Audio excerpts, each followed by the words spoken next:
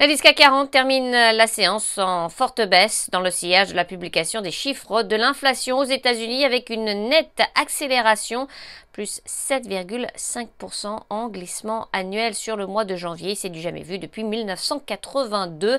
Les investisseurs s'interrogent sur les intentions de la Réserve fédérale américaine après cette publication en termes de politique monétaire. Parmi les valeurs qui se sont distinguées ce jeudi, on retrouve Unibail Rodamco Westfield, la foncière spécialisée dans les centres commerciaux a bondi après avoir annoncé des perspectives de rentabilité ambitieuses pour 2022.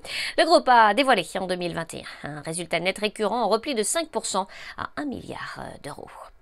On passe à L'Oréal, leader mondial des cosmétiques, a reculé alors que sa marge opérationnelle annuelle est ressortie inférieure aux attentes de la communauté financière. Pernod Ricard, le groupe de vins et spiritueux, a de son côté publié pour son premier semestre un résultat opérationnel courant en croissance interne de 22% à 2 milliards d'euros. Total Energy a de son côté dévoilé des résultats trimestriels conformes aux attentes. ArcelorMittal, leader mondial de la production d'acier, a perdu du terrain après la publication d'un EBITDA trimestriel inférieur au consensus.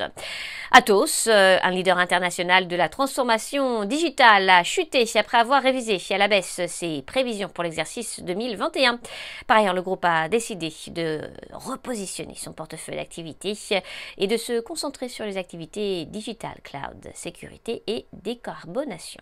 Et puis Dassault Aviation, l'avionneur, a remporté une commande pour 42 avions de combat Rafale auprès de l'Indonésie. Enfin, le spécialiste des infrastructures électriques, a dévoilé pour 2021 un bénéfice net part du groupe en progression de 32,8% à 904 millions d'euros. Le groupe anticipe pour 2022 une nouvelle croissance de ses ventes.